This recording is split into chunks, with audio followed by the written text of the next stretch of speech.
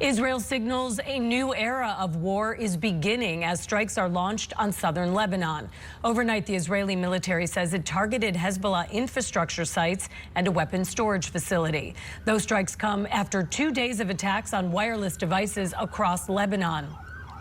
Walkie-talkies and pagers used by members of Hezbollah exploded, killing dozens of people and injuring thousands. International correspondent Sarah Coates has the latest from Tel Aviv.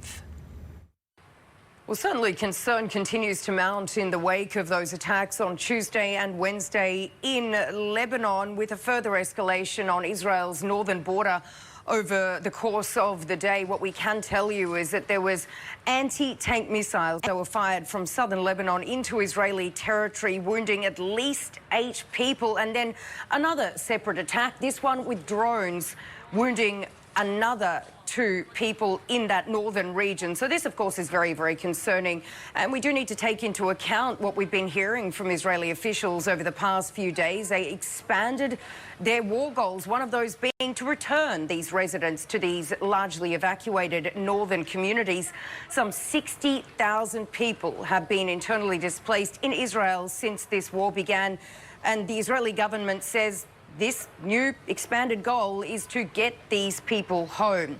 Now, Yoav Gallant, Israel's defense minister, spoke with his counterpart Lloyd Austin overnight, really talking about and reviewing the security developments here in the region, with Austin reiterating once again the US's unwavering support for Israel. But really what we are seeing is diplomacy in overdrive in the wake of this escalation, not just here in Israel, but of course in Lebanon. Let's take a listen to Lebanon's foreign minister.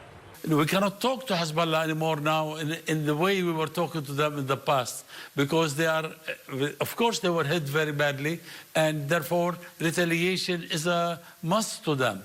We'll try to do something, but I don't know how much we have power to stop them. And why there is resistance in the south? Because there is Israeli occupation of land. And as the fallout continues, the United States maintains that it played no part in these walkie-talkie and pager attacks, which wounded thousands of people and killed many others. Sarah Coates, Scripps News, Tel Aviv.